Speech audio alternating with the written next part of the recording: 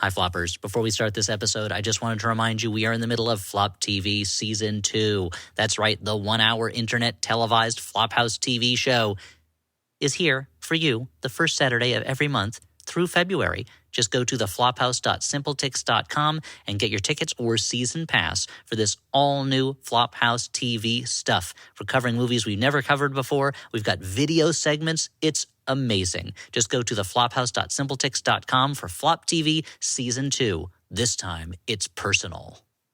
On this episode, we discuss Harold and the Purple Crayon. Now, I haven't watched Harold and the Yellow Crayon. Am I going to be able to understand the sequel?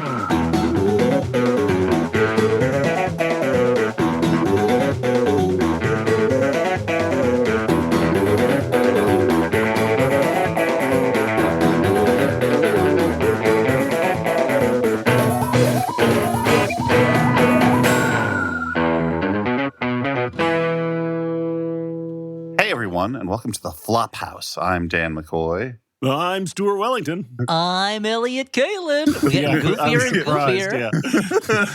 I feel like we should lean into goofy. the whole YouTube crazy face algorithm booster thing and just be as silly as possible. Just guys. like, oh, be, Yep. go. I do like, Yeah. I know, I got to point out for all the Slurp? listeners watching at home, Dan McCoy's wearing a purple shirt. That's Oh, true. yeah. I didn't even Not realize it was intentional? themed. Oh, hell yeah, I love Wow. it. That's like when I don't watch the fucking endings. You just Well, love this I movie so wonder- much. Whether you missed something this time around, we'll, Yeah, yeah. we'll see pretty soon. Yeah. Spoiler alert, probably. Zachary Levy was here, is what the back of his shirt says. Did I pronounce his last name right? He's If I'm going to Levi, talk, but I'm if not I'm going sure. to talk mad shit about this dude, I should learn his last name pronunciation. Yeah, I think it's actually, I don't know if it's Levy or Levi. It's Somebody it's look not, it up because it's his my middle phone is name and somewhere not else. his original last name, but his middle name. But Hmm. Yeah. Well, this is a lot of great trivia right up Yeah, front. we're just goofing. Top of the cast. We watched a movie called Harold and the Purple Crayon. Let me back up a little bit. In this podcast, First Principles, we watch a bad movie and we talk about it. How do we say what's a bad movie? It's generally we get like a critical or, what the commercial critical consensus, people saying, Check the people trades, talking, word on yeah. the street, a flop. There's a in shoe some shine ways, you boy might I say. go to that Hey, gives me some tips. Reggie Shiny. Do you hear about any bad movies lately? Yeah, I don't know. Perhaps I did. Perhaps I didn't. How about this? How about $10? Yeah, I did hear about a bad movie. There's Harold something on was in it. Netflix. Something with Harold on Netflix. Harold and Maude? Harold and something, but I'm going to need another $5. How much is it worth you to find out the rest of the title? Here's $5. Harold and the Poiple. Poiple what? See, my pockets, Wow. they's empty. I don't know. I think I've didn't got even enough get to for the the. end of the sentence. I think I've got enough for the search function to complete it for me. I That's think okay. Google will Yeah. autofill this. Yeah, oh, autofill. rats. Well, thanks for supporting me a little bit anyway. With AI Harold and search the functions, fewer and fewer people are going to their purple-headed- local shoe shine boy to find information. Yeah. So but most Harold of the time, and the purple tumescent. Uh-oh. This is the Oh, wrong yeah, autofill. stop, delete. Oh no, we should have listened. You mess. Yeah, even Elliot's Google is annoying. Yeah. Is tumescent ever used outside of erotica? Is No, that I don't ever- think so. I don't think so. But if you're like, I'll just check it. Harold and the purple feet, Harold and the purple married, Harold and the purple net worth. And you're Net like, worth, okay. yeah, height. Yeah, but 90% of the time we go in blind, so sometimes we're surprised by You mean like 99% movie. it's invisible? Yeah. But this was one that got a lot of bad word Got some around it. It's based, of course, on the book of the same name, the children's book. 64-page book, huh? Stretching it Yeah, out. well, What is this? Did Peter Jackson make this? And- Just kidding. I would never make fun of Peter Jackson. You never would, never. Or his brother Michael Jackson. Now, here's let me just talk, or their father Andrew Jackson.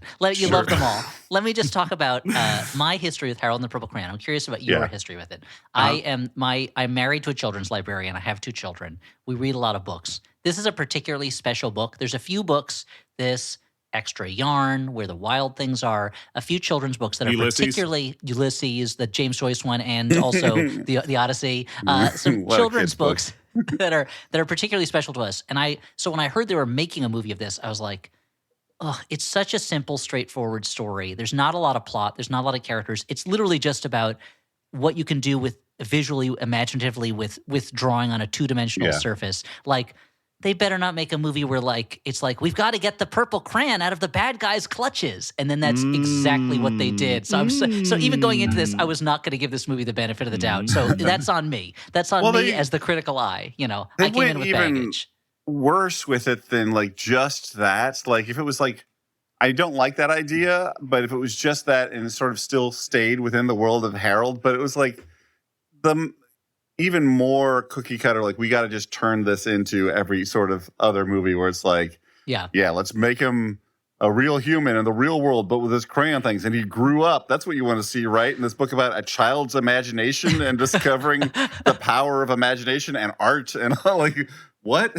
What if he's old enough that he could conceivably have a romantic subplot with a single mom? You know what? But that's too much. Not. Let's pull back on that. But it's a that they decided to big it, that's unnecessary. What if there was a scene where she has to teach him how to use his wiener? Here's a different kind of crayon. You can draw things with this too. Forthcoming. When this is the male version of Born Sexy Yesterday, Born Unsexy Yesterday, just kind of a man-child goofball. It's kind of like the Jason Bourne stories, right? Yeah. Yeah, exactly like that. So I will apologize going in. I was going in ready to dislike this movie. High bar for the movie to clear. But you know what, guys? Mm-hmm. They did it. What a wonderful masterpiece. What a magical work of cinema. Yeah, I mean, I got to say, I also had a little bit of a chip on my shoulder. Because the lead is an actor I don't particularly care for, nor do I care for his personal views on the world. But he does a great job in this. It's not at all like it's a one-note performance of annoying, forced positivity, right? Well, yes, like somebody who is in a theater camp performance of Elf the musical. Well, that's the thing. People have pointed out they're both playing into their previous strengths, like Shazam, Boy Man. And for Zachary and for Zoe, the double Z's, they called them ZZ Tops on set, top of the call sheet. She was the elf love interest, so she's had to deal with this shit before. So weird. She's in the movie Elf. I feel like I've only seen it once. No, she's on the shelf. The romantic interest that makes Will a lot of Ferrell. sense. Here, at least, he keeps her on the shelf just to keep his options open. Yeah, and doesn't have to pretend to be something I don't want to harp on too much because I feel like it's unfair. I don't know what the budget was apparently, according to Wikipedia, is $40 million, which seems like a lot for this movie. But there are special effects in it. But But I will say that overall, it looks and sounds very cheap. There's a feeling you get sometimes when you're watching a low budget movie where the camera moves look like real movie camera moves. There's real movie actors in it, but everything feels kind of like TV movie. And I don't know if you guys felt that way while you were watching it. I can see where the cheapness came out for me was that he's got this magical purple crayon, but mostly he, until the end, he just makes a skateboard or a bicycle or, stuff like very basic stuff. I'm like, Dan's seen all that shit before. Yeah. You get a 3D printer. It's basically the same thing. I that was the stuff where it's you can make anything, but you're not. And that feels like the actual look of the movie. It just seemed like bright family movie style to me. And this guy came out of animation. The director, I looked him up, did Ice Age and stuff. So I think there are occasional places where he has a way with a sight gag. Ice Age. He's got some bona fides. Yeah. But somebody should really market a 3D printer called the Purple Crayon. I feel they like should, but everything that comes out is purple. Yeah. Yeah, so that's fine. I mean, that's the color of resin they use or whatever. It's the 3D printer that Prince would have used. Yeah. Yeah. I did get the feeling, like you're saying, Dan. It's like this thing can draw anything. They do draw a couple creatures, but it is mostly here's a car, here's a hot air balloon, here's a plane. I did get the feeling kind of like with way years ago when we watched Mr. Megorium's Wonder Emporium, where they were like, enter my magical world of whimsy. We're going to jump on the mattresses at the mattress store. And it was like, really? This is the biggest joy and delight gets? That's how whimsical you can be. Jumping on mattresses. Whimsical thing. So is to ruin the mattress. So I'm going to do the summary for today. So let me talk you through what happens in Harold and the Purple Crayon. we start with an animated opening. It really feels like they're adapting the book, kind of. I'm going to stop you right there. Yeah. Is this what the art in the? Because I haven't not read the exactly because I'm not like a little kid. I'm a grown It's like man. a slicker, more movie animation version of the art in the book. It evokes it, but is 20% less charming than the actual book. Got it. Yes. Okay. But I also wanted to stop you here, though, Ellie, to ask you: Did you treasure these early moments with Child Harold animated, knowing that it was the closest to actual magic this movie was going to provide you? You would think so. Similar but instead, to Joker 2. No, because it just reminded me like, oh, this book is genuinely magical, and they've already kind of slicked it up. The moment when they in my notes, they really de-poeticize it. Like the book is very spare, it's very straightforward, but then it's like he made some friends, a moose and a porcupine, and they went everywhere together. And it's like in the book, the moose and the porcupine appear on one page. He made a bunch of pie. He didn't want to he couldn't eat it all. So he makes a hungry moose and a deserving porcupine, which I always thought was such a funny and just in doing that, the characters have more personality than they really get written in this movie. But I started thinking about like, yeah, you're adapting a book that's really thin when it comes to story and characters. So everything that happens in it, they've got to make into a bigger deal. Like this moose and porcupine that appear on one page, they're now his best friends. They do everything with him, and they have their wisecracking personalities. The movie kind of pretends to end where like he goes to bed, the movie pretends to end, and then it reveals no, that's not the end of the story because Harold kept growing up, which implies an eventual future where Harold is a decrepit old man with dementia who is making horrifying things with his crayon, or like he can't draw well anymore, and so just half-living crippled things that are like, oh, destroy me, erase me. Fingers are twisted from arthritis. Yeah, what exactly. If he's desperately trying to draw new body parts for himself as he ages? I think we've created the horrible movie that's going to be made once this goes to the public domain. Horror in the Purple Crayon. Yeah, I'm more crayon than man now. We get a little bit of gravitas because there's a narrator, and that narrator, none other than Sir Alfred Molina. Yeah. I don't think he's technically Sir Alfred Molina. He played Dr. Octopus. He's a sir to me, dude. You can say Dr. Alfred Molina, which he's also not, but the thing is, okay, so we see that Harold grew up. Now he does extreme stuff like skydive and make roller coasters or whatever. But different animation style, and I would say worse. Far uglier. Even before we enter the real world, you get a taste of how the whimsy of the book will be drained entirely. The purity of Crockett Johnson's work is being drained and stripped. But they're like, Crockett Johnson, what if that moose had like a little beard? Can we give him a little beard? You know what? The thing is, this moose needs some more ratitude. He doesn't have enough ratitude, and this porcupine doesn't have enough attitude. How long do porcupines live? Because wouldn't that the original porcupine be long dead if he grew he's up? always replacing the porcupines. Okay. So there's a narrator talking about how he grew up and he drew the world around him, and the narrator can talk to Harold, and narrator's like, well, I'm in the real world. I created you. So Harold wants to see the real world. The narrator's like, that's impossible.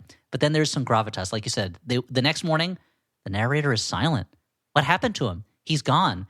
Harold's search for the narrator, man's search for God in a meaningless world. This is where we are right now. Yeah. So Harold, he says, I'm going to have to draw a door to the real world. He becomes his own God. Yes. He says, no gods, no masters. I have the power with this Like crayon. Prometheus, he holds the fire of creation in his hand. Now, the movie glosses over the actual details, but I believe Crockett Johnson died in the 70s. So does time, I assume, move differently in 100% Harold world? And then have you ever seen Inception? It's like that. Yeah. Considering we go to the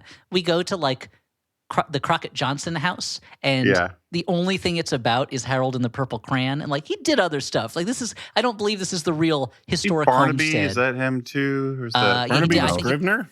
Yeah, he did Barnaby the Scrivener. He did the carrot seed. He did a lot. I mean, he did Barnaby. He did a lot of different types of artwork, you know? Yeah. But anyway, but the idea that he was a one-hit wonder with Harold and the Purple Crayon, no way, dude. No way. But anyway. Well, that museum knows what pays its bills. Yeah. But yes, that's true. But yeah, perhaps, the Peanuts Museum doesn't have a lot of stuff from Charles Schultz's non-Peanuts work, you know? You know that fucking gift shop is always running out of purple crayons, and they have to keep buying the fucking multi-packs. They aren't like, here's the Schultz Museum is like, here's the big spike wing. It's all about It's all about the girl in the red Spike. truck. Yeah. So you're saying, Stuart, that they buy a full pack of crayons, throw the rest away, and then resell the purple crayons. They try to sell them at a deep discount, but nobody wants that shit. They're there for the purple crayons. Come on. Yeah. But you're right. Time works differently because the narrator disappears. Maybe he spends 50 years looking for the narrator until he finally comes to our world. Who knows? Anyway, he testing the limits of his universe. He draws a door to the real world. Now he's live action. The moose accidentally follows, and when he shows up, he's a human being. And boy, are for they reasons unexplained, other than I assume again budget. Yes, and they appear in a public park, and boy, are they confused by the real world.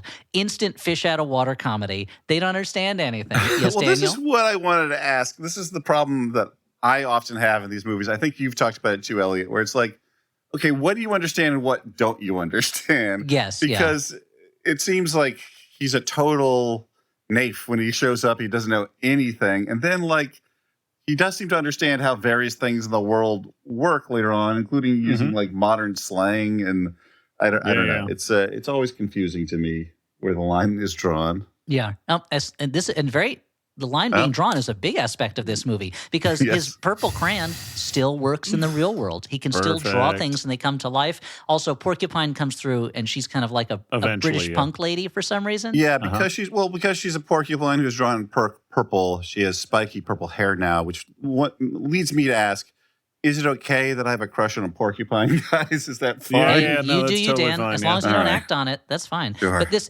I feel like it shows the lack of imagination in the movie. That it's like, this white guy needs some sidekicks. He's going to have a wisecracking black guy and a British lady. Those are the two kinds of funny characters that appear in mainstream American comedies. You know, and that's Lil Rel Howley. Yes, right? Lil Rel Howry, who I like always a lot. Fun. Always fun. Yeah. He's not someone I'm not unhappy to see him in the movie. He gets out of this movie as unscathed as anyone can, especially considering the dumb stuff he has to work with. I feel like Lil Rel Howery and Jermaine Clement get out of this movie pretty well. Yeah. I think they both get out, and everybody else with varying degrees. The kid performer is fine. You know, you're not gonna roast a kid. I'm not gonna roast a kid, not at all. And eat him, surely not. Elliot, you monster! What are you doing? Not unless my family crashed on a deserted island and we had to. We drew straws. My son lost. We're eating him. Yeah, you could draw straws. Why didn't you just draw some food to eat, Elliot? That's a good point. I saw the movie. Why did I use my purple crayon to just draw some straws so we could pick who we were going to eat? I drew them. I knew which one was the shortest. I didn't take it. So I abandoned my boy. Give me the blood. I abandoned my boy. That's called There Will Be Purple Crayon. So we also meet. Hey guys, what kind of character have we not seen in one of these movies before? Perhaps a put upon widowed single mother. Have we ever seen one of those in a kids movie like this before, whose life is going to be turned upside down by this innocent? I don't think we've seen it. So we meet Zooey Deschanel. She's a put upon widow. Her name is Terry. She has a son named Mel, which I thought was just a funny name for them to give to a kid. Yeah, Mel. Short for Melbert, and he has he is seated next to. Well, he's actually short for Melina because he's named after Alfred Molina. Yeah. Melina, his favorite character in Mortal Kombat. I think. Wait, is she the purple one? I think she's the purple one. Yeah, has to be. Did it. Wheels within wheels. So what a rich tapestry. I also have to point out that he has this young lad has an IF. Yes, that stands for imaginary friend. Which IF is probably a movie that Zachary Levi is jealous of and wishes he was in. Yeah, or had made. Yeah, he does have an imaginary friend named Carl, an IF, as you say, and. They almost hit Harold and Moose with their car, and their tire pops, and Mel, the son, sees Harold draw a spare tire into reality with his purple crayon. The imagination to draw a tire? Yeah, to draw a tire, and the son guilts the mom into letting Harold and Moose stay in their garage storage room. As far as she knows, they are two madmen. that they have picked up in the park that her son has suddenly taken a liking to. 2 grown men can stay, and me, a single defenseless widow. The idea that you and Dan are walking down the street and a car almost hits you, and the kid goes, "Hey, they should stay at our house." But we're dressed in like fun outfits, right? Yeah, but you're also dressed. Dan is in a big purple jumpsuit, and Stuart, you're in a sweater with moose things on it. And you keep saying, "I'm a moose. I'm a moose," and I'm unnervingly childlike. Well, how is that different, Dan, from real life? I hope I'm nervingly childlike most of the time. The one thing I wanted to say about this, my note is Harold and Moose seem either high or crazy. That's what they say. But Dan, what were you gonna say? Well, since you bring it up, like this is the thing about this movie. All the characters who are painted as if like, oh, like the world is too cynical. Like they can't, handle the sweetness. These dreamers, what happened to their imagination? They need to get their imagination back. All through the movie, I'm like, these supposedly cynical characters are treating these characters with a level of patience and forbearance that I could only hope to achieve. Like they are so nice. I'm like, these are totally reasonable reactions to these characters at all times. Here's something I will say, considering this is a movie that the Harold and the Purple Crayon adaptation that ends in a fight between a dragon and a wizard shooting blasts of force out of his hands, is that it is a pretty gentle movie. I feel like for a movie that like grows up the character and tries to make it more cool, they do not have a scene where like Harold is thrown in well, they do have a scene where he's thrown in jail, but he's thrown in jail. But it's like not I could see a different movie where he gets thrown in jail and the other people in jail are threatening him or something like that. Like the characters are always at a pretty low level of danger, which I think is okay. It's not like when he's in jail and he gets the purple crayon back to break out, he uses the purple crayon to like draw a gun or something. And it just changes the stakes and the path of their lives forever. No, and even the bad guy who gets a hold of purple crayon, like he's kind of silly bad. Like so I will say the movie gets points from me for being gentle, not being too intense. It's not, I don't think it's doing a great job, but it's a gentle job, And on that specific note, like no one draws like a weapon that is anything but silly. Like there's like a big like there's fantasy a trebuchet thing that you can't take seriously in the context of Jermaine Clem having it. He does like a dwarven axe. At one point. That's probably the most menacing anything ever gets. Yeah. So there is a lack of. I think at the very least. What's the most menacing they could have done? Like a chainsaw or a morning star? I mean, the one thing that does disturb me, and we're about to get there, so maybe I'm jumping ahead, but when he like the kid creates this like spider fly that is apparently poisonous and is just unloosed upon the world. Yeah, and it doesn't matter. It's just loose forever. A little bit, but I think at least this movie feels like a kids movie, which I do appreciate. I don't think it's very good, but it's not trying to like. Harold and the Purple Crayon is finally like extreme for adults. Finally for adults. I want to see Darth Vader chop dudes' heads off. And there's no joke about like I would have gotten so mad if there later on the crayon gets broken and the good guy and the bad guy both have halves. If there was a joke about like my piece is bigger than yours or something like that. There was a joke like that. A joke like that. Yeah. Oh, I missed it then. I missed Jermaine it. Well, said it. Oh, then movie, you lost me. Forget it. I must have missed that while I was not paying attention too closely. So anyway, we learned that Terry, the mom, she used to be a musician, but she put those dreams aside. She works in a store now. That night, Harold bonds with Mel. Mel introduces the concept of dead dads to Harold. And Harold shows him the purple crayon, and Mel makes this poisonous spider fly creature, which is the most dangerous thing in the movie, but is considered just a comic relief joke, Porcupine is trying to follow Harold's trail. She walks into a house and steals a jacket. Now, I guess the police are after her, but there's this subplot of like detectives that are on the case, and that doesn't really amount to much. It doesn't really, even though one of them from is Crazy Ex-Girlfriend right? boss, so that was fun. But I mean, her her plot seems to be how she slowly assembles a cute punk outfit.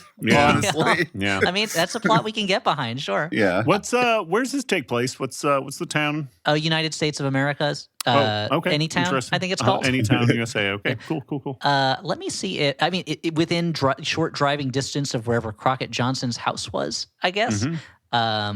So let's see. Which makes sense that they would appear there. He seems to have Westport, Connecticut seems to be where he lived with his wife Ruth Krause, who wrote The Carrot Seed, which he illustrated.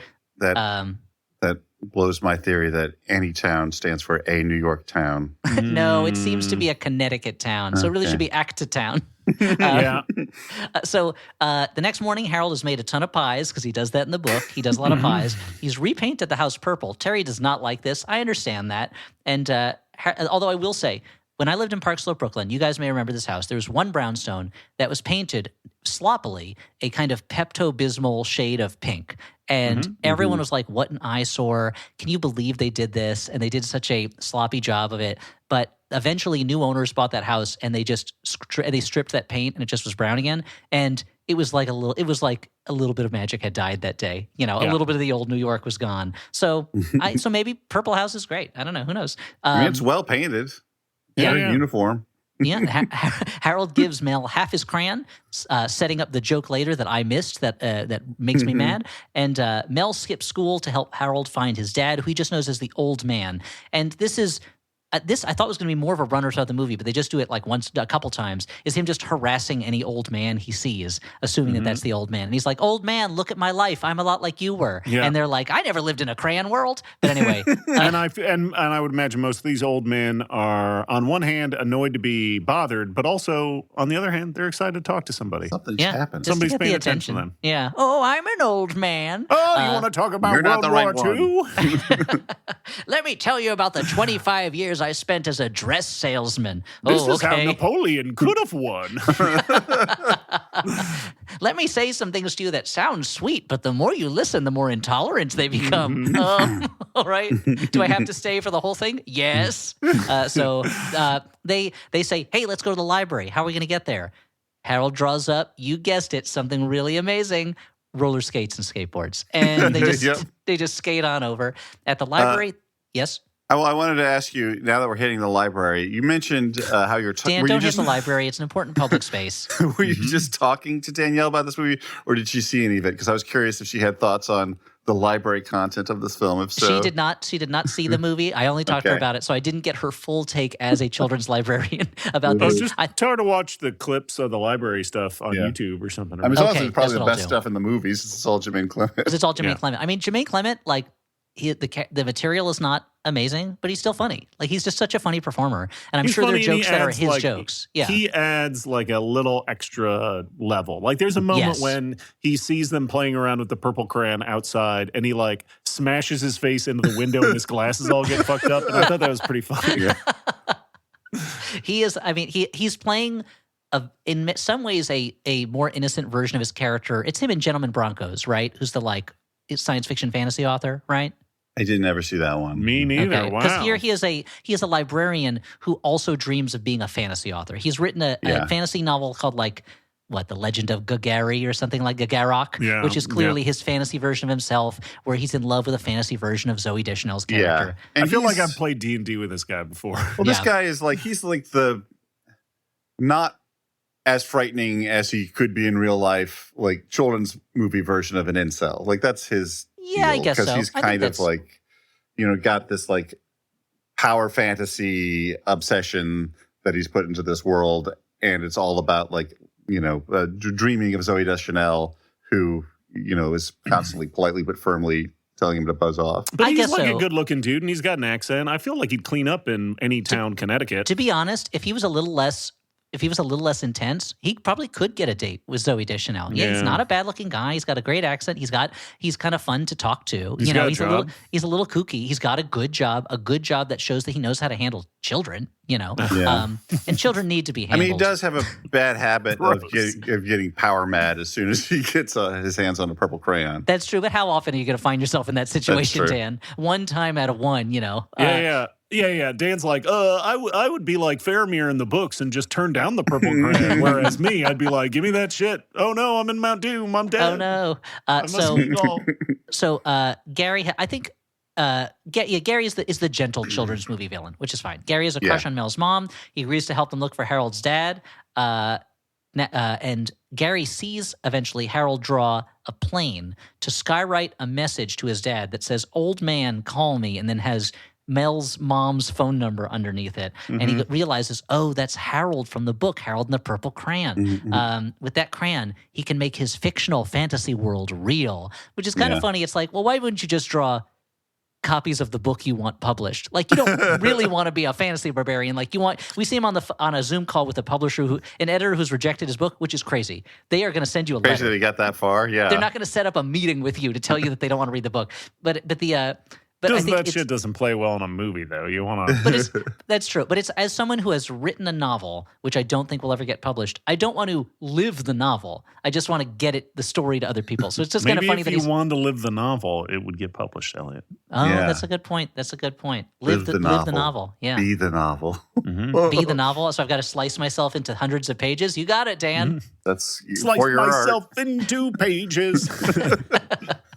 And so he goes, I can make my fantasy world real with that.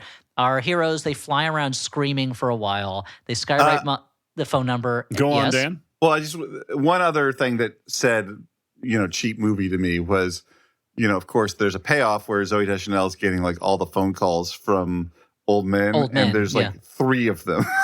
Yes. She's like, I'm getting hundreds of these calls, and you just see 3. Yeah. Yeah. Like, we can't afford.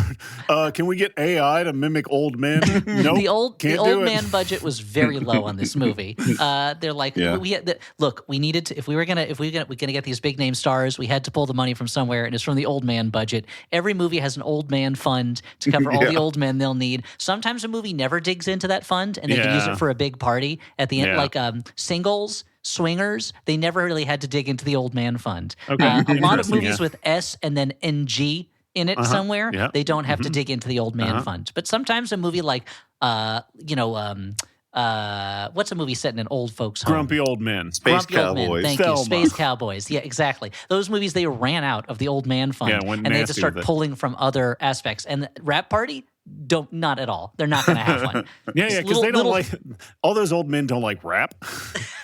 That's true. Once you get enough old men in there, I mean, the fact is the OGs are getting pretty old. The original generation of rappers. So, and considering my kids think of Snoop Dogg as an old man who sells fast food on television. Yeah, he's pretty good at it. He's very good at it. Oh, he's America's beloved, cute, violent rapper. Anyway, and we learn that when Moose feels like he's in danger, he briefly turns into a moose again, but then back to a human being. Does that get talked about at all, or it just happens like 2 or 3 times and then forgotten? Sort of happens. It doesn't really pay off. Cool. It pays off at the very end. It happens about 2 times, and it pays off in helping to defeat the villain at the end. When he blasts the villain across the screen. He headbutts him with his antlers and knocks him. He could have just pushed him as a human. That's true. Yeah, but a moose is able to push someone much harder. They need to make it a little more exciting. I get it. It's fine. Extra pushing. I mean, that's what Moose stands for. Men only oscillate strongly. Okay.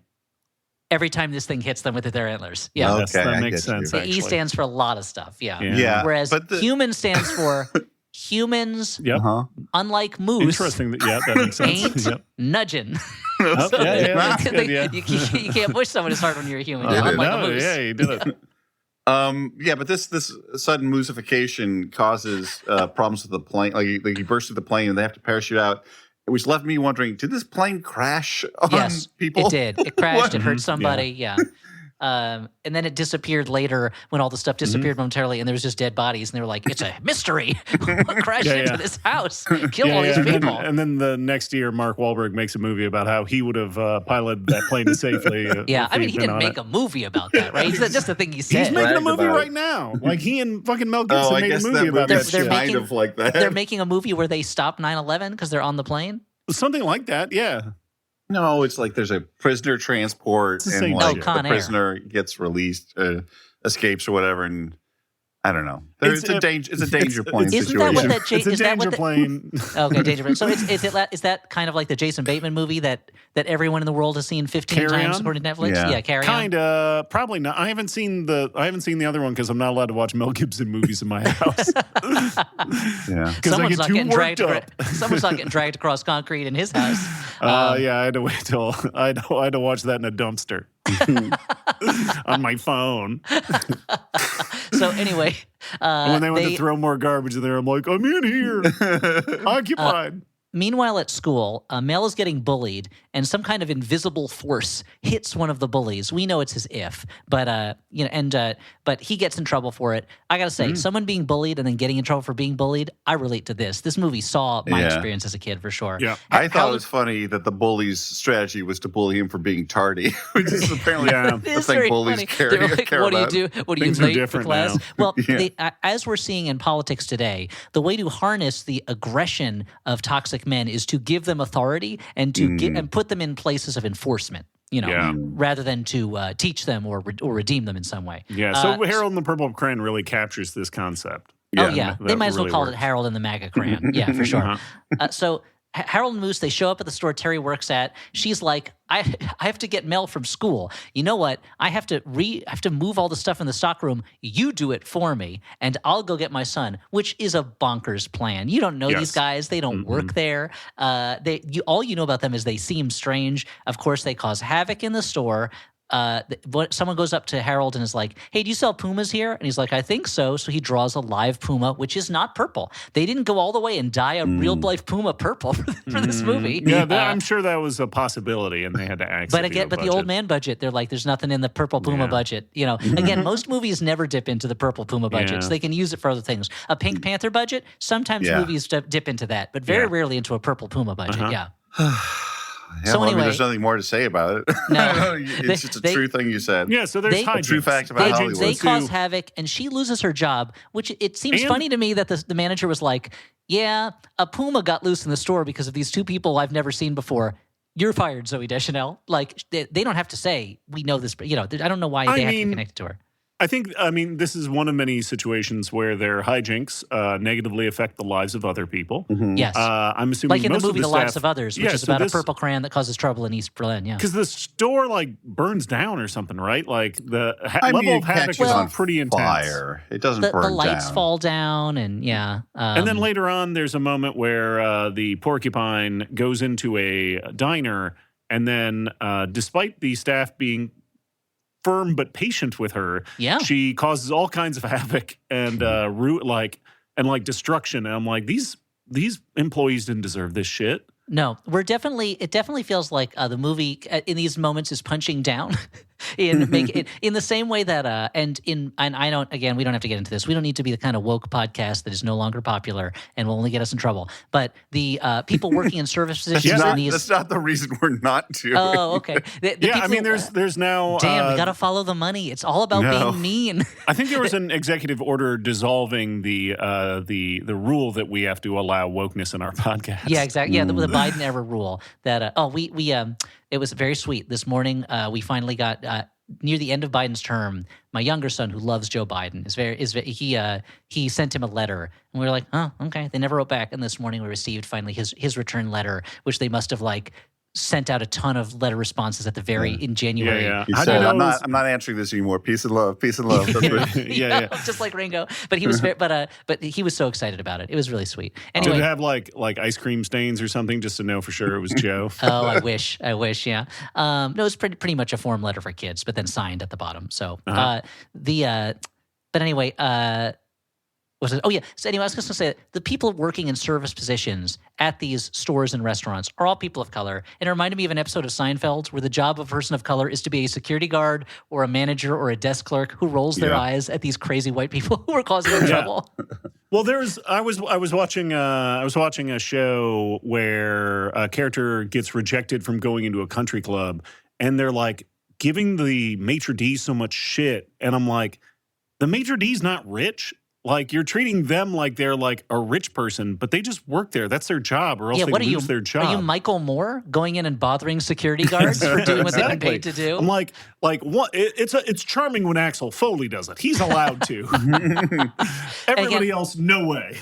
And I also don't want to say I'm not saying don't aim for diversity in your movies because characters are going to get annoyed or anything like that. And I'm just saying that I am agreeing with Stuart's case that the people who live in this world are being very patient with these crazy with these I shouldn't say crazy. They're being very patient with these difficult characters, and the difficult characters only escalate the situation. It's not a matter of they're doing something innocent and someone misunderstands. There's a swath of chaos in the city behind them. Yes, which can be fun, which is not a bad thing. Yeah. But when you're presenting them as like, these are the innocents of the world, and it's just chaos behind them.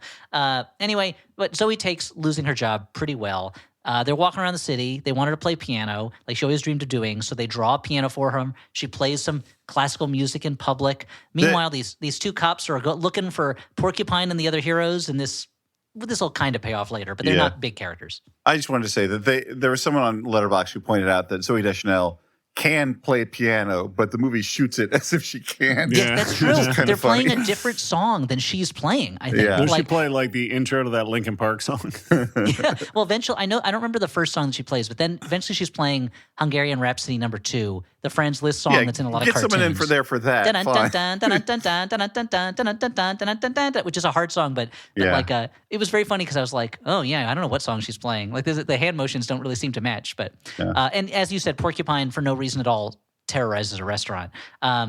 Gary finds Harold and Moose, and he goes, hey, I found your old man. And he explains to them about the book they came out of, and that the crayon is made of pure imagination. They're reunited with Porcupine, and the police arrest them, throw them in jail, but they escape using the magic crayon pretty easily. It's fine. It would have been pretty crazy if he made a gun and they accidentally shot someone. Then they're like, I can't believe we did this. Oh, my God. But we've raised the stakes. But if we give someone else the gun, they'll use it on us. Just draw a dead perpetrator. Draw a gun in his hand. Draw a dead bad guy with a gun. Then the cops are like, we know all about this. We'll help you with it. Like, now you're on our side. So the next day, Mel is at school, and he scares his bullies by drawing his imaginary friend, who is a dragon. This dragon is pretty cool. Dragons are cool. There's nothing wrong with it. He's got his own little Lockheed that is his best friend. And later on, the dragon burps does he for learn no a reason. valuable lesson not to deal with his bullies by creating something that's dangerous and deadly? No. Okay. Interesting. He meets force with force. No, he's if met with violence, he responds with violence. That's or at least with fear. When met with fear, he responds with fear. He believes in fight fire with fire, and then he starts singing the song "Fight Fire with Fire" by Metallica. That's pretty cool. Yeah, which is pretty. It's pretty rocking. It's pretty awesome. Yeah, it's pretty cool. Yeah. That moment when he goes, "We all shall die," is it's a scary moment in a song. I'm not used to being scared by a song. Yeah. Porcupine very unsafely drives them in a 4-person motorcycle to Crockett Johnson's house. And Gary sees them and along the way and follows, I guess. And Terry is tracking them on her phone. They end up at the Crockett Johnson house. It's a little museum now where Harold, they open the door. This lady docent is like, oh, are you here for the tour? He's like, well, we're here to see Crockett Johnson. Goes, oh, he died. And Harold immediately turns around and walks away. Yes. Yeah. They do remedy this at the end of the movie, but I had the same reaction where I'm like, well, I mean, if you think of this man as your dad, you don't want to see anything about him? Yes, no, he's not here. Interested. Peace. I'm out. Harold out. Museum? No thanks. I didn't know I was going to have to read information plaques. Too bad. Send it to me as a reel, please. Terry shows up. She gets mad. She thinks Harold is just making their lives more difficult. Objectively, he is. And she goes, stay away from my son. Harold is shattered, and he loses his faith in his ability to create things. All of his creations disappear in a puff of purple smoke, including Porcupine and Moose. Including the wreckage of that plane. Yeah, now he's all on his own, leaving a mystery that will never be solved. And now he is distraught. Even the purple tire on the car disappears. Yeah, I have Dan? 2 things about. Well, number one is my questions about the metaphysics of this, where he loses they disappear. Well, but I then, think that can be answered with the fact that it's a magic crayon. Okay, well, they disappear once he loses faith. But then, he still uses the crayon later on to make stuff, and it works. There's no moment where he gets faith back, but then they come back only when needed at the very end of the climax. And also, what matter of faith are we talking about here? Because if it's just faith in the fact that the magic crayon works, he knows it does. There's proof of that. I don't know. I think he's more faith losing anymore, right? I think he's more losing faith in his own imagination to solve problems. Yeah, or to. But again, that doesn't destroy everything. So, Dan, have you ever seen? We've been talking about Alfred Molina a lot today. Yeah. Have you ever seen the movie Spider-Man 2? Now, there's a sequence in Spider-Man 2 where Spidey loses powers, and he could not be happier. Oh, yeah. He's wandering around. He doesn't break up a mugging. He that is possibly mugging. my favorite thing I've ever seen in a movie. He's just bopping to raindrops keep falling on my head. Yeah. This movie takes one of those moments. What's that? I'm not a professional screenwriter, guys. What's the name of that kind of a bit? Is that a Spider-Man bit? Spider-Man hero bit. just loses his powers for a little while because what would you call it in like Joseph Campbell Crisis or like of Stories Faith? from Crisis of Faith, Rock Bottom. Yeah. This is your end of Act 2. Oh no, actually it's not your end of Act 2, Rock Bottom. It's your middle of Act 2, Crisis of Faith, that leads to the end of Act 2. Oh no, the hero is trapped and can't get out of it. Right. That's the Rock Bottom. But yeah, it's he's Crisis trapped of Faith. in this fleshy prison that we call the real world. We all are, and that we call our bodies. Someday we'll be free of them, and one with that electron field that makes up the universe. I was trying to explain this to my kids. My younger one, he said, I think heaven is you get to play video games all the time, and you only eat ice cream. And I was like, it's a pretty limited idea of what a transcendent heaven would be. Dante's depiction of paradise involves more of a oneness of the soul with God, a closeness to God, a proximity that fills your soul and fills you with the joy of being just one with creation. And this did not mean much to him, a 6-year-old. Yeah. So I guess he's not ready for... what if you told him he'd be one with ice cream? Then he would love it, yeah. Imagine having all possible information immediately shoved into your head and having your consciousness shattered immediately. Well, that doesn't sound great. Oh, okay. The other thing I wanted to say about this moment, though, very quickly, was while watching it, I suddenly found it very funny if the movie just became about, real life will crush you. Like, he never regains his faith. He never regains his faith. He gets a job. He becomes a man in a gray flannel suit. He starts a family. He's never happy. He does not talk about his past. He's Don Draper, essentially. Exactly. Yeah. Don Draper in the Purple road Crayon. not taken for Harold. Oh, well, maybe next time. Because instead what happens is Gary picks up Harold. Man, if Don Draper had that fucking Purple Crayon, he would have destroyed. Oh, man. Oh, wow. He would have the things he would have it. made. Yeah. What an imagination. And then eventually he'd steal the idea of another guy. He'd have to hire him to make up for the fact that he stole that idea. Yeah. Oh, man. Harold, Mel sees Harold and Gary drive by and he goes, Harold's in trouble. And Mom is like, that's it. Give me your whistle that you used to summon your imaginary friend Carl. Like, we're not dealing with this anymore. Well, she also says, I should have believed you earlier. And I'm like, no. No, you shouldn't have believed your kid when he said all this magic garbage. I thought she said that. I thought she said that later.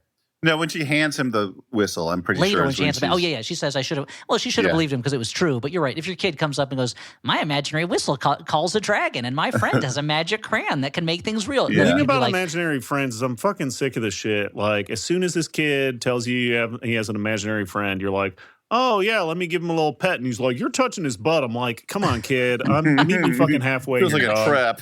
I'm thinking more about eventually he's going to go to college. He's not going to bring a dragon with him. Now she's stuck taking care of a dragon. It's not his imaginary friend anymore. It's hers. She didn't want that responsibility. When he's in college, she wants to be out and about, living and loving. You can't take a man home for a one-night stand and have a dragon in your house. I'm sorry. If movie trends have taught me anything, mommy horny. Right, guys? That's what I've heard. Yep. Hashtag it. So Harold gives Gary the crayon because Gary's like, I can use this power for real. Gary seemingly needlessly traps Harold in a dungeon from his fantasy novels and declares revenge on the world. Mel shows up and Gary shackles him too. And again, this all seems unnecessary, really. All he really wants is to be a novelist. After trapping him, Gary, and he traps him at the edge of a pit. He dreamed too big. Yeah, Gary, he flew too close to the imaginary sun. Gary draws a chariot and rides off, and Mel tells Harold, man, Daedalus would have drawn some fucking badass wings if he had that purple crayon, right? Oh, you better believe it. Icarus would have been fine. Probably still would have gotten all roasted up, but that's okay. Icarus would have found some dumb thing to get hurt doing. Man, that kid was moron. He had limited time. Wow. He's an idiot. He was an idiot, you know. Look, Dad, I could fly 1,000,000 miles up. Like, calm down, kid. Although to be fair, you're a teen or a young adult. Your dad tells you don't do that. You're gonna do it. You know, Daedalus should have said, "Hey, be sure to fly super close to the sun." Icarus would have been like, "Oh, I'm hovering just over the water, dude." You can't tell me what to do. Yeah. I mean, he's a great inventor. Probably a bad dad, right? Is that Is that the long and short of that? I can't imagine he's got the time to give his son a real moral upbringing when he's busy building a labyrinth to trap a bull man who eats virgins. Yeah, but sure. also starting with like, hey, why not try these untested wings with me? Yeah. Dan, it was a prison break scenario. It wasn't like they were just at his lab. They're trying to get out of the labyrinth, you know? Sure. And not everybody has a Jennifer Garner to help them out of a labyrinth, you know? I think he also built a bunch of shit that Kratos used in the God of War games. I got to double check it. Yeah, or is that Jennifer Connelly in Labyrinth? Am I getting my Jennifer's Jennifer mixed up? Connelly. Jennifer Connelly. Yeah. Not everyone has a Jennifer Connelly to get them out of Labyrinth. Sometimes you got to slap a bunch of wings together. Maybe Jennifer Connelly is Jennifer Garner's alias. Oh. Oh. For the listeners at home, Stuart just tipped his glasses down, is looking over them. Give this man a Pulitzer. Anyway, Mel tells Harold, he's like, no, you made my life better. You need to believe in yourself. And Harold's like, I don't even have my crayon anymore. But Mel has his half of the crayon, and they escape in a hot air balloon, just as they do in the much better Paddington 2. Terry sees Harold's magic is returning all over, and Harold and Gary, they meet up in the public park. They have a crayon object battle. They're drawing stuff that they fight with. Gary's dressed up like a wizard with long hair. Yeah, I was wondering if you liked this part, Stuart, because it's basically a wizard's battle. I do like a wizard's duel, but I feel like, the bar is Sword in the Stone wizard's Yes, battle. that's the best wizard's battle. Unfortunately, this doesn't measure up. No, that's too bad. That is a great wizard's battle, though. That's the best one. But Mad Madam Mim is also purple.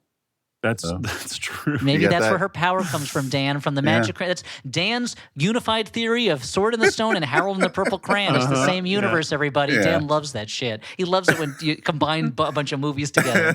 Elliot's probably referring to my San Francisco presentation where I made fun of fan theories, possibly too angrily for the audience. I don't know. It was a little aggressive. I think the audience was a little. My presentation was also not my best, and so I feel like I didn't set you up super properly. But your presentation was a little hostile. Stuart cleaned up. Cleaned up. He's it was like when the opening comic at the Daily Show was mean to everyone. So when John came out, everyone loved him. Yeah, at the same time. Yeah. That worked Dan really got well. everybody riled up, and then I calmed them down. Talking about the greatest city in the world. But let's go on. Let's move on. At some point during the battle, Gary swallows the crayon, and I couldn't remember if that was accidental or on purpose. On purpose, yeah. It was on purpose. And he gains the power to become his fantasy character, Gagaror. So now he's like a full long-haired wizard. Terry shows up and she rejects Gary. He gets mad and turns the park into a lava field. And that's when Terry says to Mel, I should have believed you back when you told me that your friend had a magic crayon that makes objects out of nothing. She gives him back the whistle. He calls back his dragon friend Carl, who fights Gary. This is the moment where I turned to my wife because she walked in the room and I said, did you think the Harold and the Purple Crayon movie was going to end in a battle between a dragon and a man shooting power bolts out of his hands? And she said no. Gary wins the battle against the dragon. Harold says, I believe in myself and I believe in my friends. And Moose and Porcupine show up to help him. Porcupine finds Harold's crayon half, which is in a crag of a rock that is, thrust up through the earth. Cool, Harold draws the spider fly from earlier, which flies into Gary's throat, and then Moose turns into a moose and headbutts him, and the crayon comes flying out, the spider fly, and all the damage that Gary caused goes away. All the stuff he created leaves. And Gary is sad, and Harold draws a door to Gary's fantasy world so he can live there forever. And Gary steps through, and then the dragon just destroys the door. So he can never come back. He can never return, and it's like, I'm assuming the rest of it is like that, the Steve Kostansky short, W is for Wish from, what is that? ABC's Death. Yeah, ABC's Death. Yeah, it's great. We'll see. There's a mid-credit scene, Stuart, that I think you didn't watch. Our heroes, they go back to their Crockett Johnson house. Yeah. Elliot, you say that as a joke, but there's no fucking way I watched anything as soon as the credits started. Now I think that you just are just like, well, this is my thing. It's my thing. Roulette. I don't have to do it because it's funnier if I don't. Kick up my fucking heels and start scrolling.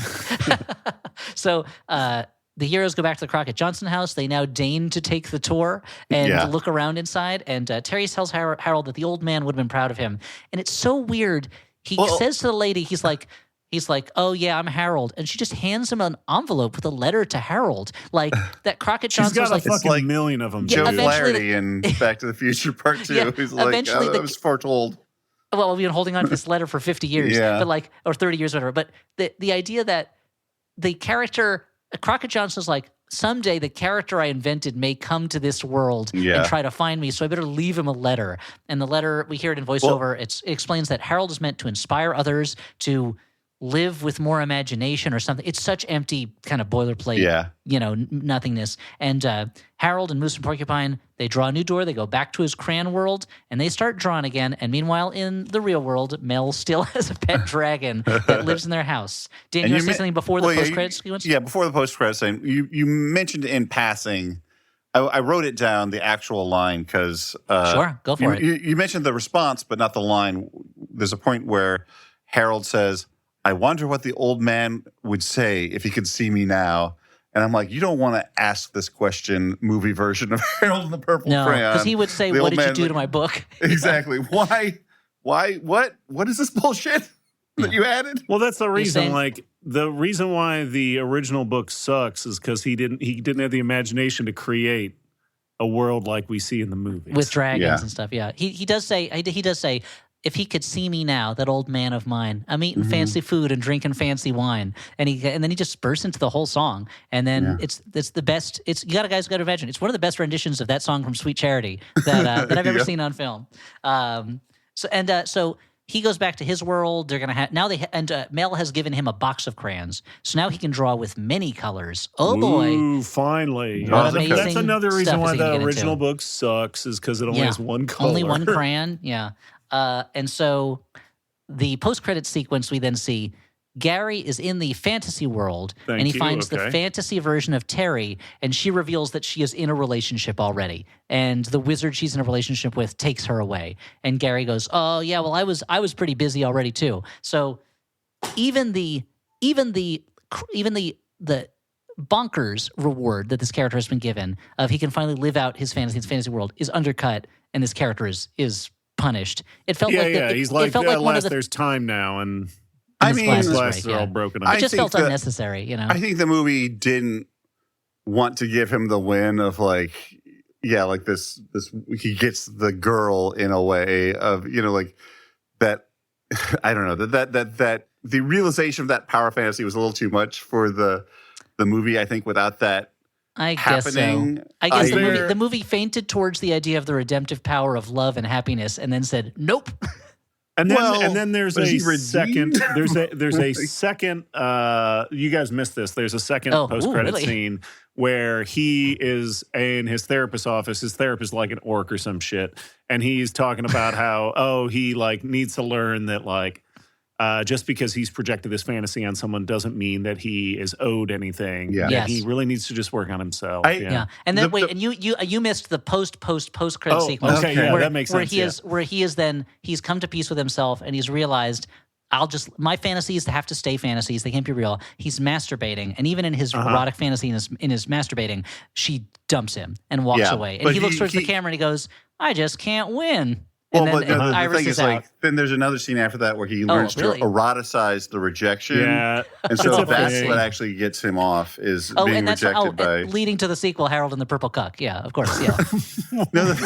I got to admit, the thing that confused me about this post-credit scene is, like, she's like, I'm dating this guy. And, like, I'm like, is this guy... someone that we saw in a non-fantasy version earlier in the movie? Like, it just seemed to be like a guy. That's true. It just comes out of nowhere. Yeah. Yeah, and they don't even list who the actor is in the credits, because I was trying to figure out whether it was a callback of some kind. But you're maybe it was a friend. Maybe it's a friend of Jermaine Clements or a friend of the directors, or I don't know. Yeah. But it's not. I don't think it is a version of someone we've seen. It's just not a like random an Easter egg or something. It's just a character from his book, I guess. So that's the story of Harold and the Purple Crayon. It taught us all to embrace our imagination and our inner crayon. Now it's time for a little thing we call Final Judgments. Our inner crayon. Are we going to use the crayon to say this is a good bad movie, a bad movie, or a movie we kind of like? So the crayon segment, it isn't really that different. It's just the barest it's the same segment, but with like a crayon skin on it. I would say crayon skin, skin to crayon, horrible. Did I ever tell you about when I was a little kid? No. Well, you have told us about when you're a little kid, but I don't know if it's this story. So when I was a little kid, my little brother and I would stay with my grandma. And my grandma, or Busha as we called her, because she's an old Polish lady, she would, when our crayons would get small or run low, she would take the shavings of it, like the wrapper, and she would have us bury them in the garden, and then when we would wake up the next day, there would be new crayons sticking up out of the dirt. It was really cool. That's cool. Yeah. That's really fun. That's cool. A sweet memory, sweeter than anything in this movie. Before we go to Final Judgments, how long do you think this movie was in development for? How long? Since the 70s. Not that far back. Whoa. Only since 1994. So what we saw was only the product of 30 years of multiple people trying to make this movie. who would have been, what is it, Larry in the Purple? What's the name of the movie? Harold. Larry Fine in the Purple Crayon. Who would have played? So it's the 90s. Who? Seinfeld? Who was going to play? That's a good question. So they didn't have casting. So looking at Wikipedia, in 1994, Michael Tolkien, the writer of The Player, was supposed to write it, and Henry Selick was going to direct it. Maybe it would have been a stop motion movie. I don't know, maybe live action. Mm-hmm. But then eventually that changed, and Spike Jonze was brought in at a certain point. That makes sense. Yeah, then eventually David O. Russell was brought in to help rewrite it. That seems like a mistake. Eventually, Spike Jonze abandons the project. 2010, the project was picked up again, and that was going to be written by Josh Klausner, who wrote Date Night and Shrek Forever After. Yeah. And eventually another writer was brought in. Then in the 2020s, we Cormac get to the McCarthy. Current version of it, as the new screenwriters were brought on, and Carlos Saldanha was I don't know how to pronounce his name. Yeah. Saldana? Is that probably tilde Saldana. or something? It doesn't have a tilde, no, but it's a he's from Brazil, so I think it's a Portuguese name as opposed to a Spanish name. But and eventually it was that. But it seems like such a for this movie to have been in development in many ways for 30 years and to have ended up with probably the most straightforward, the least interesting version that any of those people would have made. I think at least a more interesting version, not maybe not the best. I mean, I didn't love Spike Jonze's "Where the Wild Things Are" movie, but it's more interesting, certainly. Yeah. Yeah. Okay. Well, returning to Final Judgments. Final Judgments. Here's the thing. I didn't like this movie. I'm not going to say that. I think it's a bad movie. You loved it. You didn't like it. You loved it. Oh wow, he's a reality show judge. I think it's a bad movie, but I do think that had this not been a Harold and the Purple Crayon movie, had it been the same movie based on nothing, I don't Gerald know. and the Red Marker. Yeah. Yeah, on the scale of things we watch for the show. Yeah, the Spirit Halloween version. On the scale of things we watch for the show, as Elliot says, it's kind of gentle and sweet, essentially. It's 90 minutes. I hated it less than I thought I would. The hatred mostly comes from that this was a much more beautiful thing that has turned into a dumb generic thing. What do you have to say? Yeah, I mean, I think the movie has chosen an uphill battle, and it does not make up enough for the ill will that it causes by taking something that is clearly a nice small little story and extrapolate it into something completely unnecessary. Yeah, I feel the same way. I think you guys have described it well. That I think if I wasn't bringing my emotional baggage of loving this book and finding it to be so special, it wouldn't bother me as much. But it is still it's just a forgettable kind of movie, and that would be okay. If my kids, of all the kids movies that we've watched for this podcast, if my kids were like, "We want to watch Harold and Purple Crayon," I'd be like, "Fine, all right, I guess." But it doesn't feel like it really needs to exist. They're like, Daddy, I wanna start following the lead actor's X account to see what his political views are. Then I'd be like, hold on a second. Maybe not. We still call it Twitter in this house, young man. And what were you doing looking at it?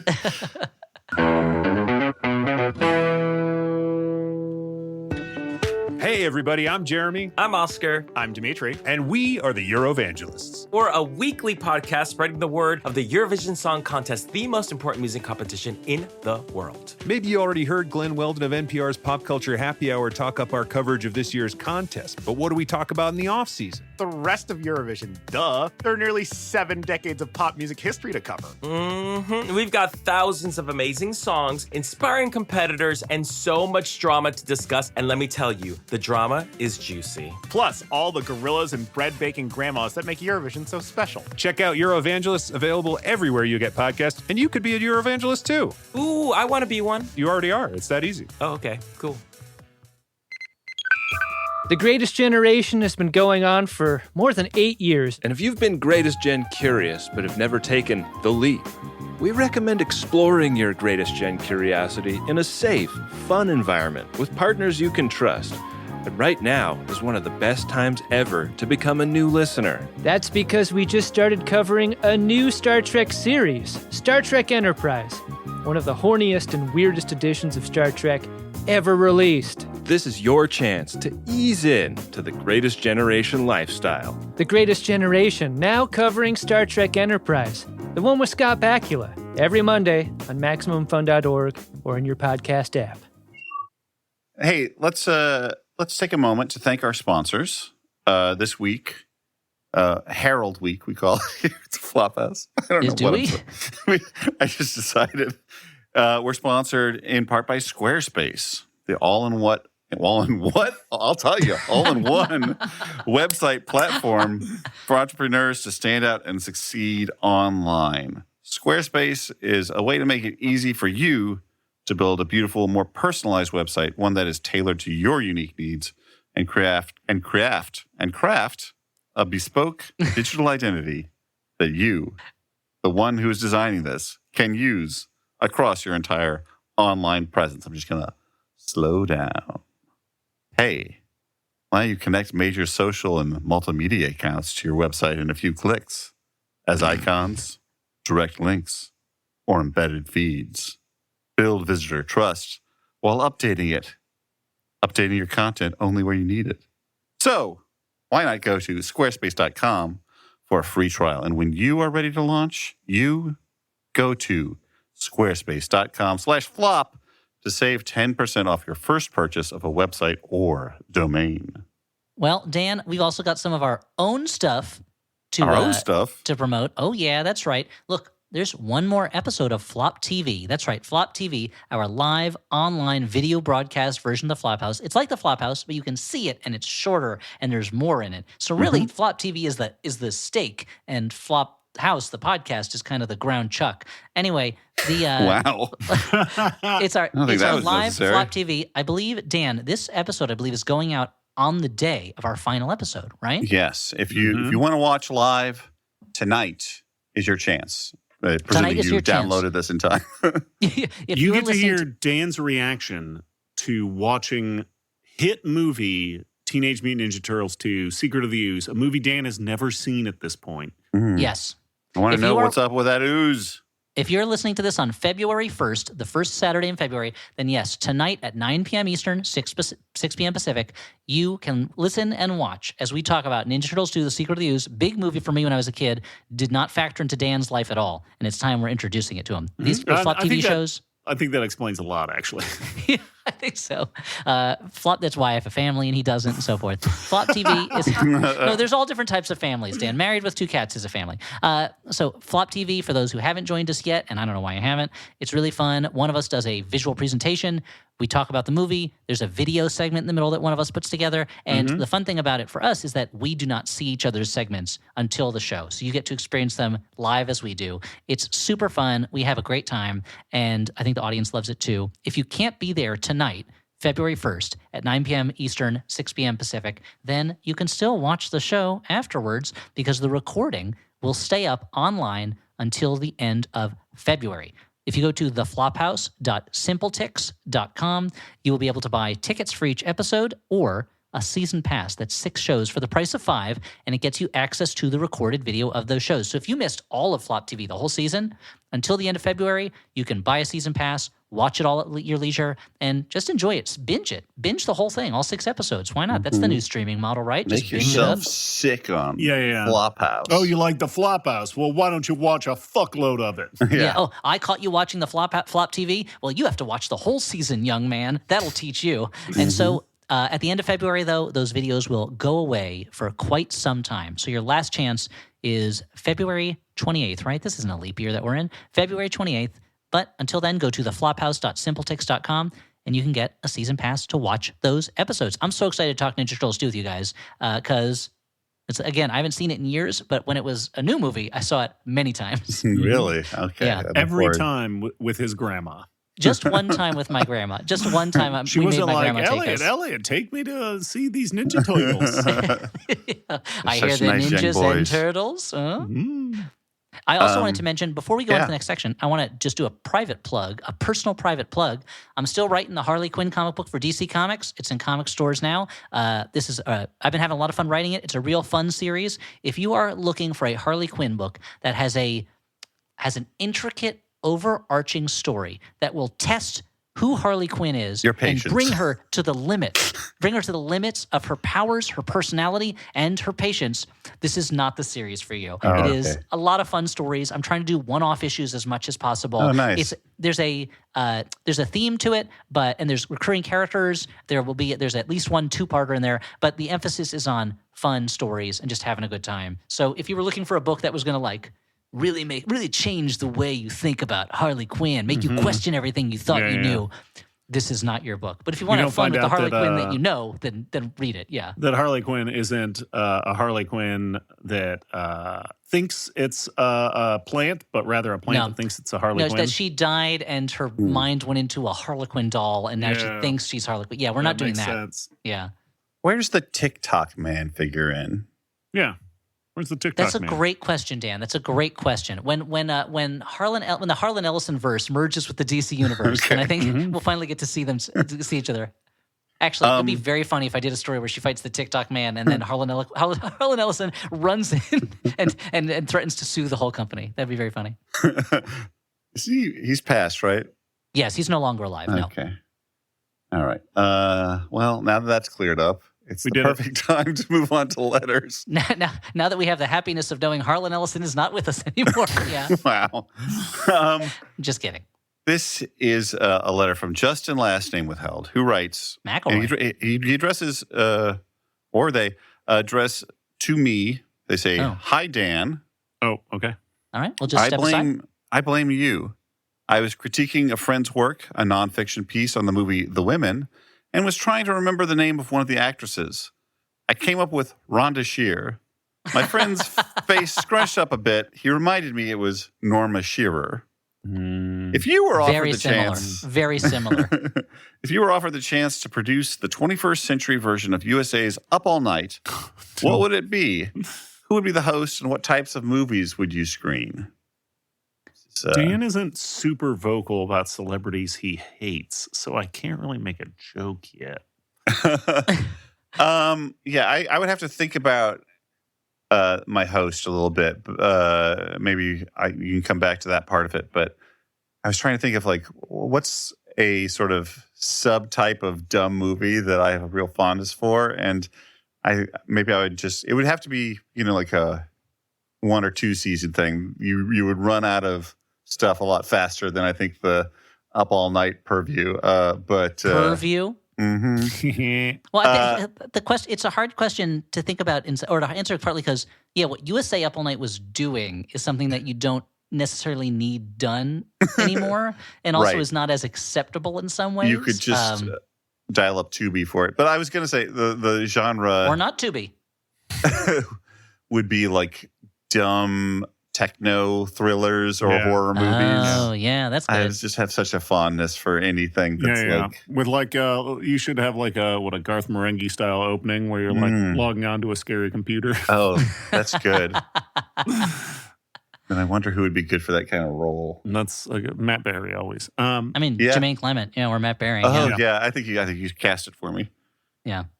But I feel like I was starting to put an answer to this in my head, and then I realized it was just Monster Vision with Joe Bob Briggs, which is a thing that exists already. Already exists. Yeah. Do you have any ideas, Stuart, or should we move on? Let's move on. Let us move on to letter number 2 from Zach Withheld. Zachary Levy. Hey, did you guys see my Harold and Purple Crayon movie? Did you like it? Maybe a recommendation. Dear Peaches, what was the Knight in the Last Crusade up to for all those years in that cave? Clearly not dusting. Much love, Zach Withheld. So was that real question? Or I mean, it's a real question. Yeah, it has a question mark at the end of it. To defend the Knight in the Last Crusade, what was he supposed to dust with? He was not equipped with cleaning supplies. His own tunic. Dust super well. No, not at all. He's not going to scratch those artifacts. Come on. And that fucking tunic could turn to dust as soon as he started moving it. It's a cave. It's nothing but dust. Yeah. If dust is going to live anywhere. Is that the definition of a cave? Let me just look it up on Webster's. Hold on. Webster's Dictionary. Oh, yeah. Cave, noun. Nothing but dust. Yeah. Dust in the wind. See nothing but trouble. Okay, let me flip to nothing but trouble. Says noun, not a cave. Okay. Well, I'm glad that they made that clear.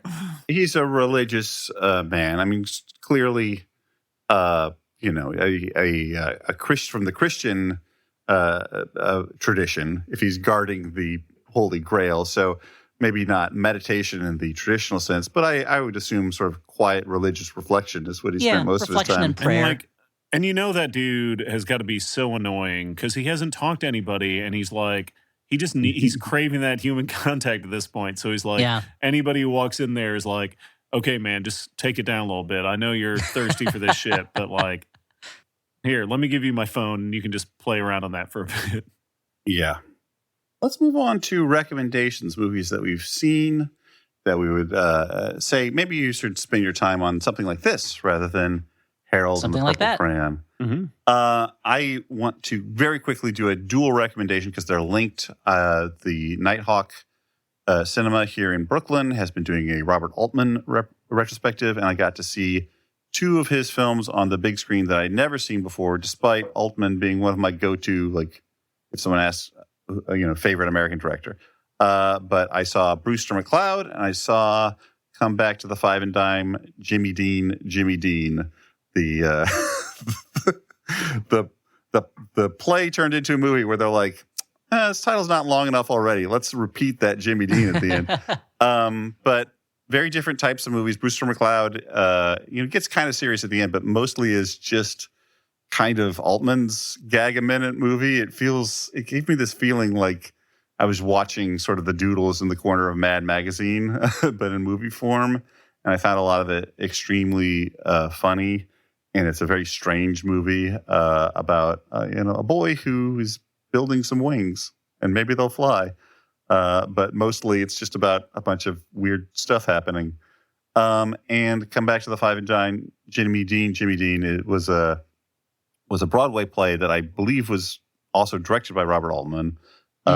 He filmed this version of it, but it's very cinematic. This is a big plot spoiler. So skip ahead a little bit if you don't care. It involves a character who we learn is trans, and while I think probably from today's eyes, I'm not the best person to speak on this, but probably from today's eyes, there are certain things that maybe ways of talking about this that would be frowned upon, but certainly for the time, it is one of the most empathetic portrayals. Obviously, the movie's heart is with this character, and that was kind of neat to see in a movie of that period, but also sad to see the backsliding. But it was a very moving picture, and it's got Cher in it, Stuart. So Cher. You like that? Both really good. Stuart? Oh, cool. Okay. I'm going to recommend a movie. I'm going to recommend a movie that is, I think, nominated for at least 2 Academy Awards, including Best International Feature and I'm guessing Animated Feature. And that is a movie called Flow. Flow is a movie. It's like an adventure movie about mainly following a cat character and a series of other animals who are inhabiting a kind of abandoned human civilization. And then they have to contend with a sudden, disaster level flood. And they have to kind of rely on their own abilities as well as a slowly developing kind of friendship between them. Now, these animals are not particularly anthropomorphized, and there's no dialogue in the movie. I will say the amount of scared cat sounds was pretty distressing, and I guess those are all cat sounds recorded. The director's own cat made all those sounds. But I found it to be a really touching and just a really well told story. It's directed very beautifully, and the action is the action moves really well, and it's just a really exciting movie to watch. I'm going to recommend another kind of fun, action-y, exciting movie, one that I had been meaning to watch for a long time, and I had not gotten around to it. And I have not seen the second movie, which comes after it yet, which is the continuation of the story. But I finally got around to seeing the Richard Lester version of The Three Musketeers from 1973. And it is it's just telling the story of the Three Musketeers, and it's adaptation of the book. But I think it's really funny, and the action in it is really fun. There's really good sword fighting in it, and it's funny that I was looking at some of the contemporary reviews, and they were like, "Ugh, the sword fighting is too precise and choreographed." And you watch it, and you're like, "I guess a little bit." Like compared to the stuff that we see now, where everything is so intensely choreographed, it looks more natural than that. But it's it's your classic Three Musketeers story. Guy shows up, wants to be a musketeer, falls in with these musketeers. They gotta help the Queen of France not get caught by her husband, because somehow that's going to help Cardinal Richelieu when she's having an affair with a British guy. And there's a lot of just jokes and stunts, and there's a very light tone to it. The kind of, we just talked about Cutthroat Island in San Francisco, and I think the light kind of breezy tone that they were going for in Cutthroat Island but didn't quite get, Richard Lester does a really much better job of capturing in The Three Musketeers. So I enjoyed it, and I'm looking forward to the second movie, The Four Musketeers, which I haven't seen yet. Yeah, those Musketeers movies from Lester, I really love them too. Great pick. Before we move on and say goodbye, I just want to do a quick shout out. This story ends happily, spoiler alert, so no one stresses out over it. But I wanted to shout out to Vince, the guy who runs the Flophouse Discord. He had mentioned, an injury a while back, and then disappeared from the Discord for quite some time, and no one had heard from him. And a lot of people were worried. And I'm not telling tales out of school, because he posted this on Reddit himself to update everyone. He resurfaced recently, confirming yes, he had been in the hospital and it had come close to being really bad, but he is alive and well. And he's just a really enthusiastic listener who set up the Discord. And I was personally genuinely very scared that something had happened to him, because no one knew. And so at a time when I feel like there's a lot of bad news, I was really happy to hear that he's well. So I send wishes for continued health to Vince. That's really good to hear. Yeah. And I would like to take this moment to thank our network, the Maximum Fun Network. Go to MaximumFun.org. Check out all the other great shows on the network. They keep adding new ones. There's a lot of funny stuff, a lot of informative stuff. I'd like to thank Alex Smith, our producer. He goes by the name Howl Dottie all over the internet. You can listen to his music, watch his Twitch streams, check out his stuff as well.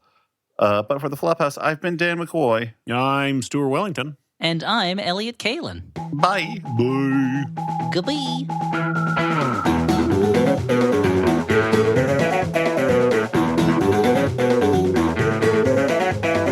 I think some people, they don't have a lot of control about things in their life, so they decide to get mad about the things they feel like they can control, such as the opinions of others about movies. Other times, someone has tons of control in their life, and yet they feel like they get mad about stuff, and they get into politics and they ruin the country. What are you going to do? People get mad about stuff. It's weird. Yeah. It's a silly time we live in. It is weird, right? baby Stewie. It's weird, yeah.